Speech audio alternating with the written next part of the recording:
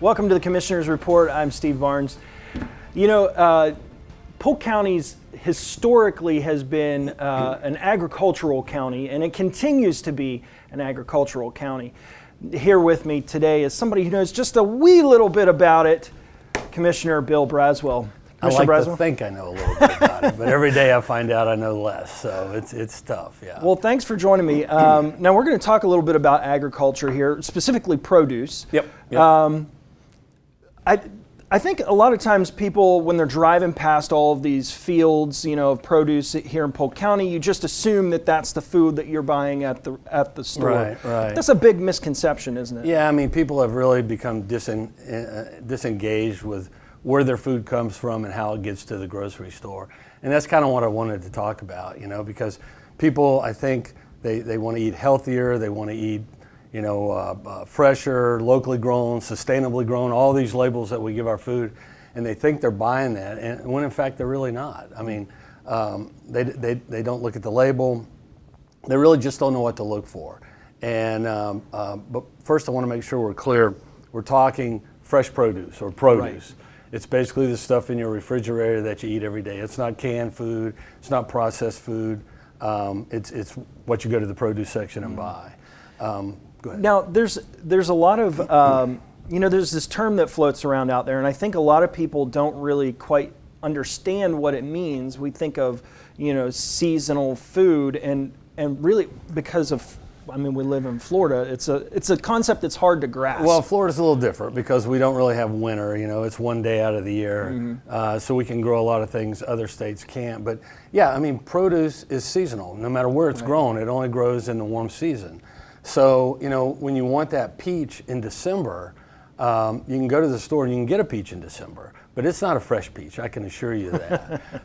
You know, like I said, produce grows where it's warm. So anytime it's out of season, which is somewhere, you know, between, you know, September and March, it's coming from somewhere far away usually. And usually the southern hemisphere, that could be South America, that could be South Africa. But the bottom line is, while it may look great, it's 30 days old if it's a minute. Wow. I mean, the bottom line is, if you look at it, let's just take that peach. Right. It's going to come from Chile probably. So it's going to be picked, it's going to go to the farmer's cooler, it's going to spend a day or two there, it's going to take a truck ride to the port, they're going to put it in a shipping container. Container ships aren't loaded in hours, they're loaded in days. So it's going to be in a cooler there. Eventually it's going to get on a ship. It's going to be stuffed in a container. It's going to be gassed. Gassed? Yeah, they're going to gas it.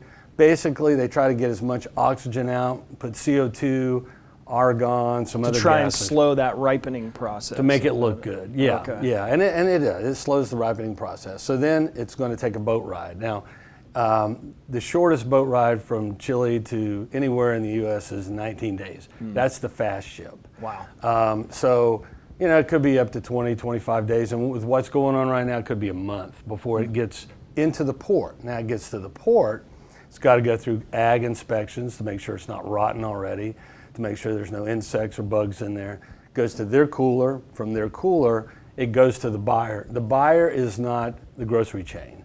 They don't buy produce that way. It's a middleman. He's going to sell it to them. It goes to his cooler, sits there, he sells it. Then it's going to go, we'll use Publix as an example, to their distribution center.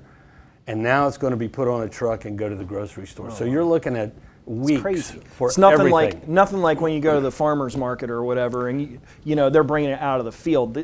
This No, it's produce not. I mean, that you're finding in the grocery store, you're saying maybe up to 30, 40 days old. Yeah, or longer. I mean, and the thing is, you know, we've perfected this making it look good. And we've all done that. You've gone to the store, you pick up this peach, it looks great, you bite into it, it's a cotton ball. There's no juice, or it's already rotten on the inside. And that's why I wanted to do this piece, to tell people about what to look for so they can make sure they're really getting fresh produce. Okay, so how does somebody that's going into the store and there's this mixed mash of fresh fruit and not fresh, you know, stuff that's come from Chile, or how do you tell? Yeah, well, first of all, let me tell you what's on the label. There's a whole bunch of stickers or labels on every piece of fresh produce.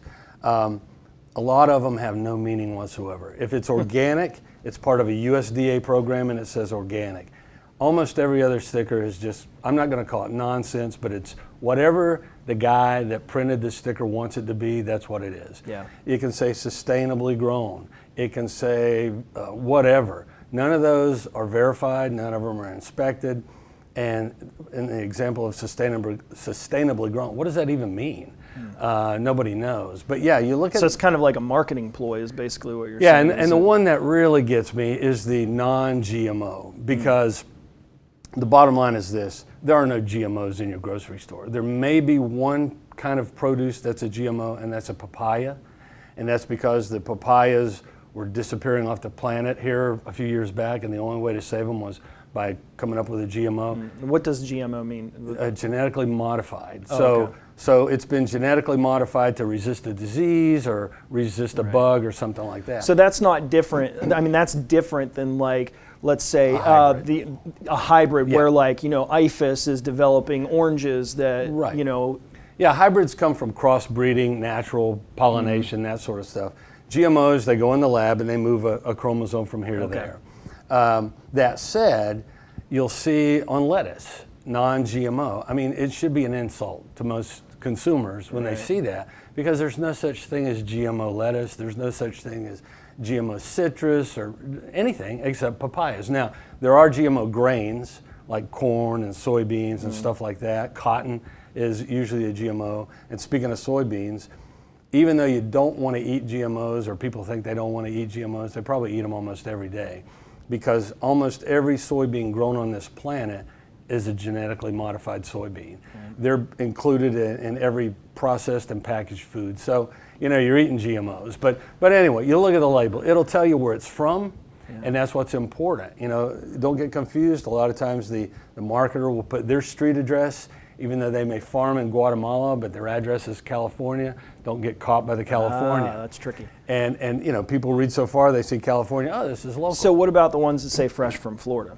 That is fresh. Okay, if it says fresh from Florida, it had to be grown in Florida, and you know, that's as fresh as you're going to get here. Now, every state's adopted that. You know, Georgia has a grown in Georgia thing for their farmers and that sort of thing. But if you're living in Florida and you want really locally grown and you want really fresh, that's the label you want to look at. So as you're in the grocery store and you're looking at the aisle, you know, the rows of different produce, and there's all these labels on it that don't mean anything. Right. You know, you've got stuff coming from different countries. What's the best way to tell whether or not you're getting fresh fruit? Well, first of all, you need to know what's in season. I mean, that really is it. And we've gotten so out of touch. You know, I grow blueberries. I'll have people ask me in September, hey, when are the blueberries going to be ripe? And it's, well, next year they'll be ripe. You know, there aren't any one ripe season. Yeah. So and there are websites that tell you what's in season where, but just have some knowledge. But if you don't have that knowledge, you know, the best way, and I tell people this all the time, to know about your produce, talk to the produce manager. This guy's in there every day. He knows what just came in. He knows what people are bringing back to the store that's dried out or doesn't taste good or whatever. And the other thing about it is, you know, the produce section turns over every few days.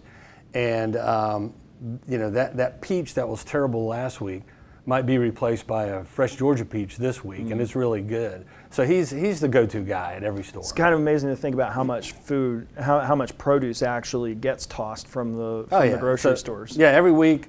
Depending on the size, of course, but I would say every Publix throws away between 1,000 and 2,000 pounds of fresh produce. And a lot of that is that fruit that was... Well, when we say fresh produce, a lot of it is... shipped fresh produce, But when it gets, you know, out of that shipping container and on the shelf, it hits the normal atmosphere with the oxygen, and it rapidly deteriorates. It's like a Benjamin Button kind of thing. Yeah, and it just, poof, it's gone. You know, it's good for a day or two. Right. And, you know, the grocers they try to do their best to get fresh stuff and stuff that's going to last, but, you know, you never know. Yeah, and I think we've all had that experience where we buy some stuff and put it in the bowl and on our counter, and then 2 days later, all the fruit is gone. It's rotten.